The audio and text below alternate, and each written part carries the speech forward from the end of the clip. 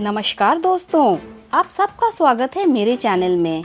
आज मैं आपको कहानी सुनाऊंगी राजकुमार कुणाल का संयम और क्षमा की। सम्राट अशोक का नाम इतिहास में प्रसिद्ध है। उनके एक पुत्र का नाम कुणाल था। राजकुमार कुणाल बड़े नम्र, विनयी, आज्ञाकारी और पितृभक्त थे। प्रजा राजकुमार कुणाल को बहुत चाहती थी। राजकुमार भी प्रजा के लोगों को सुखी करने का पूरा प्रयत्न किया करते थे। राजकुमार कुणाल की पत्नी कंचना भी बहुत पतिव्रता और सुशीला थी। सम्राट अशोक की छोटी रानी का नाम तृष्यरक्षिता था। सम्राट अपनी छोटी रानी को बहुत चाहते थे, किंतु उनका चरित्र अच्छा ना था। वह राजकुमार कुणाल की सुंदर आंखों पर मोहित हो गई थी।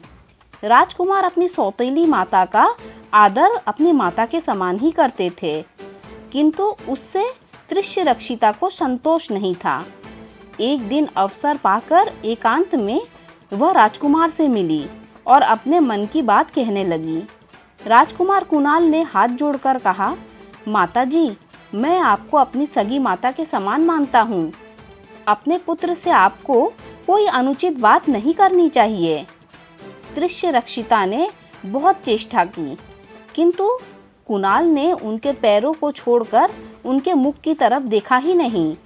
अंत में तृष्यरक्षिता क्रोध में भरकर बोली, मैं तुम्हारे घमंड को चूर कर दूंगी, तुम्हारे इन सुंदर नेत्रों को निकलवा दूंगी, नहीं तो तुम अभी मेरी बात मान लो।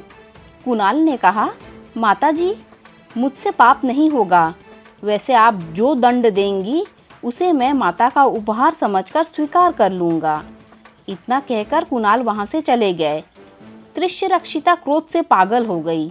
उसी दिन से वह राजकुमार कुणाल से अपने अपमान का बदला लेने का अवसर देखने लगी।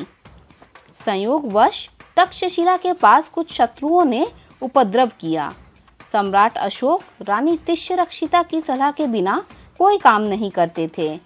रानी ने सम्राट को सलाह दी कि शत्रुओं को दबाने के लिए सेना के साथ राजकुमार कुणाल को तक्षशिला भेजना चाहिए। सम्राट ने कुणाल को तक्षशिला भेज दिया। राजकुमार की पत्नी कंचना भी अपने पति के साथ गई।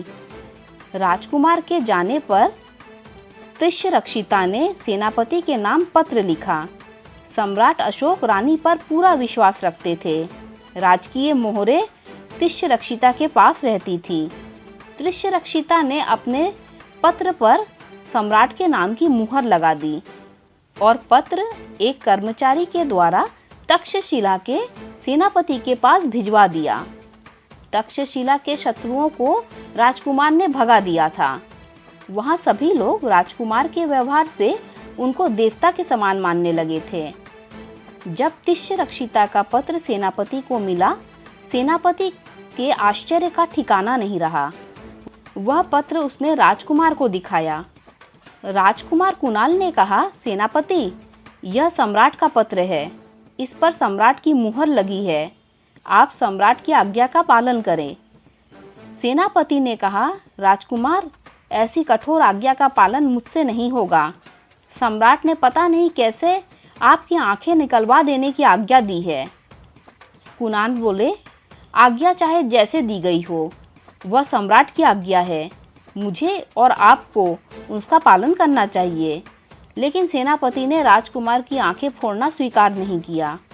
अंत में अपने पिता की आज्ञा का सम्मान करने के लिए राजकुमार कुणाल ने अपने हाथों से ही अपने नेत्रों में लोहे के सूजे भोंक दिए। अंधे होकर राजकुमार कुणाल तक्षशिला से चल पड़े। उनके साथ केवल उनकी पतिव्रता पत्नी कंचना थी। वही अपने पति का हाथ पकड़कर आगे चलती और उनकी सेवा करती। चक्रवर्ती सम्राट अशोक का पुत्र अपनी पत्नी के साथ एक साधारण भिखारी की भांति गांव-गांव भटक रहा था। राजकुमार बीना बजाकर गीत गाते और जो कुछ मिलता उससे दोनों का काम चलता था। भटकते भटकते कई वर्षों बाद वे पाटलिपुत्र पहुंचे। रात को जब राजकुमार गा रहे थे, सम्राट ने उनका स्वर पहचान लिया।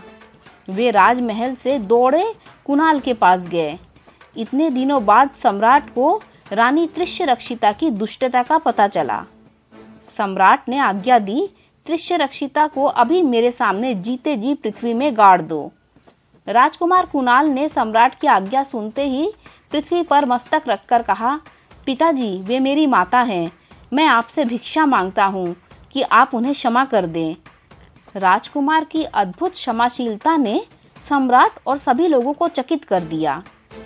इस कहानी से हमें यह शिक्षा मिलती है कि प्रत्येक व्यक्ति में क्षमाशीलता का गुण होना चाहिए। दोस्तों, अगर आपको ये कहानी अच्छी लगी हो तो लाइक कर दीजिए, मेरे चैनल को सब्सक्राइब कर दीजिए। जब आप मेरे चैनल को सब्सक्राइब करें तो बेल का आइकन भी प्रेस कर दीजिए, जिससे मेरी आने वाली सारी कहानियाँ आप तक सबसे पहले पहुँच जाएगी। Thanks for listening.